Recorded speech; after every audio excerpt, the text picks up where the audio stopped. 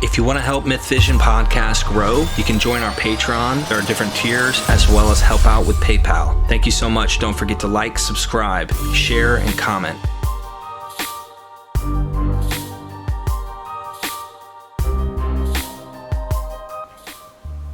Question from David Bacati, and I believe this is following up in one thread. I couldn't get all the picture in one, and I think it comes down to me, so let me ask this question to myself from David here. Okay, he says, I may not have the whole thing here in context. Seriously blaming you and discrediting your presentation of their view, which is also total BS, and pisses me off a bit. I think he's talking about Israel only. Yeah, he is. So are they pushing you to present their views to scholars, or is IO something that you think has some potential? I tend to think they are scared to write a book because deep down they know scholars won't give it the time of day and they can't handle the criticism. Anyways, I would like your take before I engage with these guys anymore.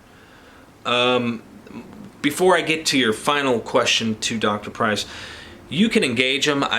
Personally, I'm going to let you know right now, you're not going to convince them. Okay, I don't know if there's a way you'll be able to convince them with the methodology they use to come to their own conclusions on their own ideas. They have presuppositions of particular things that no one is guilty of sin except for those who are given the law, and those who are given the law were Israel. Therefore, why did Jesus come to save people from the law other than Israelites? And they have a genetic position here where you had to be a biological seed, all that kind of stuff.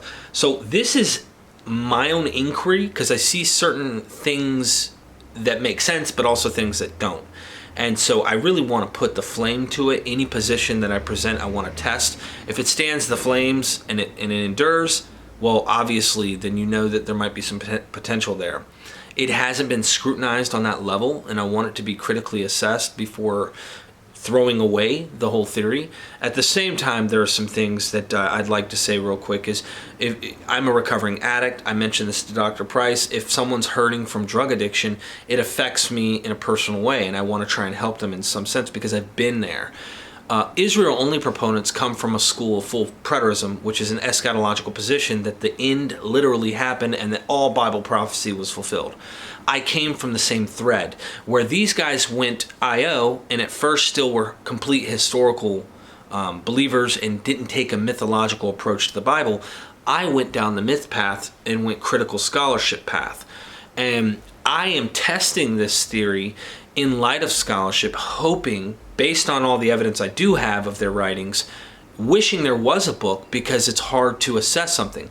At the end of the day, there might be some way of them saying, oh, well, straw man, you straw man here, you straw man there. Hard to say what's going to come of it, but I did the best I can on gathering information to try and present the view with the evidence of their view I have. And this is a lot from major proponents of the view that'll be given to Dr. Carrier, who's going to be presenting his view of the view after he critically analyzes it. So you're going to want to stay tuned to that. And I am going to be talking to other scholars who talk about stuff that comes close to it, but they do not line up or agree with their position. So thank you for the question. Hope that answers it. Now to your last question on 1 Corinthians 11. Make sure I got this lined up here. All right. Dr. Price, it's about 1 Corinthians 11 and the Lord's Supper. I tend to think the early churches were most likely very Jewish, but I have a lot of trouble believing Paul could ever convince a Jewish convert to start drinking blood and eating a dead body, whether it is in a literal sense or even just symbolic. The ritual seems appalling coming from a Jewish point of view. What does he think about the origins of the ritual? Was the Corinthian church purely pagan and more open to this? Was the meal viewed in a different sense in the early churches than the communion meal described later in Catholicism? Does he think this portion of 1 Corinthians 11 was added in later and not part of Paul's original letter? Any other info on the evolution of the Lord's Supper would be great. If this has already been discussed, please point me to that video. Thanks, Derek. Well, some do say that that section is interpolated, that it sounds like an interruption of what would flow more smoothly without it. Could be the only thing that would really say one way or the other is if you found a very early manuscript that didn't have it.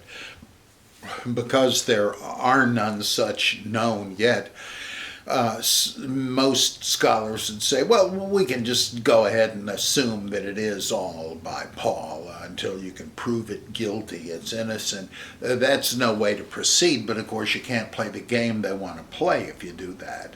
And some admit that boy, that would really play hell with our attempts to reconstruct the theology of Paul and all that. So what, are you going to pretend it's not so? I mean, well, let's assume, however, that it is. It's one of those things that it is genuinely Pauline, whoever the writer actually was. I don't see any way around saying that this comes from an agriculturally based mystery religion, like all the mystery religions where you learned the secrets and went through the degrees of initiation to gain salvation, etc. They were outgrowths of agricultural religions where you weren't trying for any inner transformation of yourself, but you were trying to facilitate the renewal of nature, essentially a sort of magical thing. And nature was symbolized by a god of nature, the most prominent examples being Dionysus and Osiris, whom the Greeks thought must have been the same guy. Well, it made sense because they were the gods of produce, and both had sacramental meals in which one ate bread as the body of the god, because if the god is grain, the bread is his body. And they also drank wine and or beer, because the wine is the blood of the grape, and the beer of the grain. And that makes perfect sense in that context. It makes no sense whatever in a Jewish or Christian context. And so to me, you just can't get away from that, though people like to try to evade it. Where did it come from? Was it tradition that Paul received from those who were apostles before him, which he does say in 1 Corinthians 15 about the resurrection appearances? But here he says he received it from the Lord. Now you can say, as the great Joachim Jeremias said, that, well, he means that the Lord was the ultimate source of this because he's the one that said it on the night on which he was handed over. But even that, once you shake off being so familiar with this from hearing it so many times, seems contrived. It sounds a lot more like the beginning of Galatians, where he says explicitly, my gospel is not from man. It didn't come to me from man. I got it directly from the Lord. Well, that it sounds more like that. Now, people find that implausible because they say, wait a minute, this is a narrative. How could he have gotten this by revelation from Christ? Well, it's not as much of a narrative as you think. People tend to read the Gospels into this. It doesn't say it's a Passover. It doesn't even say he said it to disciples. I mean, it sort of sounds like it's a revelation of a cultic act from the God. That's, because, I mean, let's just look at what is not said in it. And so it really isn't a narrative. It does say on the night on which he was handed over. Yeah, but that doesn't imply the betrayal of Judas. In Romans, it says that God handed him over, the same Greek word, paradidomi.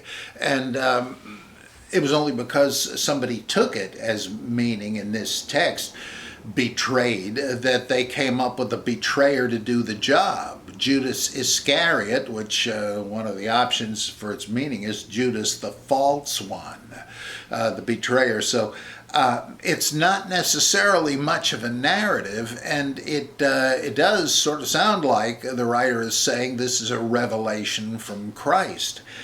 Was there an alternative understanding of this?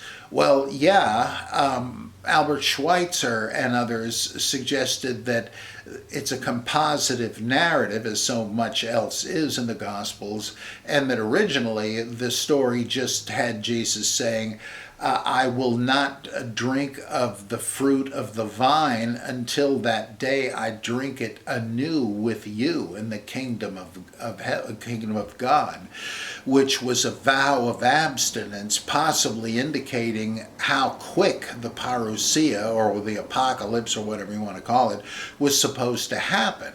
That it won't necessarily be long before he drinks it with them again.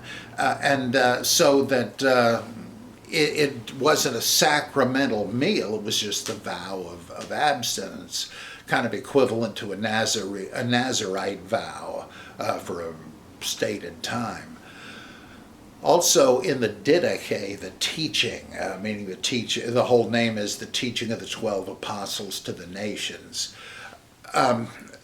where it says that it gives you the liturgy that must have been used in the Syrian churches for whom this was written. It's a church order. If apostles, wandering missionaries, come to your congregation, here's how you should treat them, and one thing and another. And it says, as for the Eucharist, which just means thanksgiving, by the way, it says that you should say that you thank God for this bread, and just as it is taken from many hillsides and made one loaf, so are we who partake of it, one body. And the same thing with the wine. And it says, it refers to your servant David at first, that the vine of the wine is that of your servant David. And the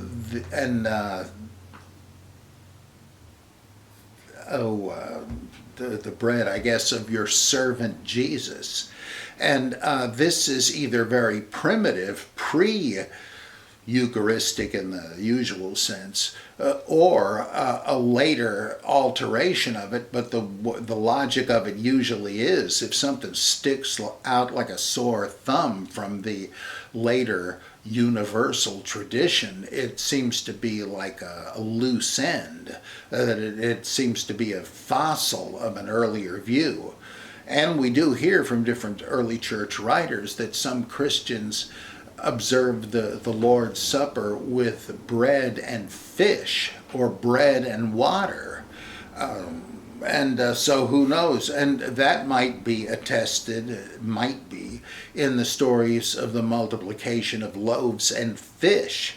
I mean, many scholars think that it's about the Eucharist anyway, that the symbolism is, yes, it's just bread, but isn't it really more than that, because it contains a blessing from God. So the multiplication is of the significance of it. That seems very likely to me, and it would fit even better if it came from a Sitzungsleben, a setting in life of a church that observed the Eucharist with bread and fish. So there are certainly reasons to believe that the Lord's Supper had been observed in different ways in different places. That shouldn't be any big shocker. I mean, we think of the diversity of theories that Christians have today as to what it means. There's an amazing variety of them. Think of the Christians like the Quakers, the Salvation Army, and the Kimbanguist Church in Congo, where there is no Lord's Supper or baptism. And for theological reasons. And so there's, or when you can have it, how often must you have it, and what is going on in it, and is the real presence there, and so on. Well, it's no surprise that that the ancient Christians from the beginning had different views of it. So makes me want to ask more questions.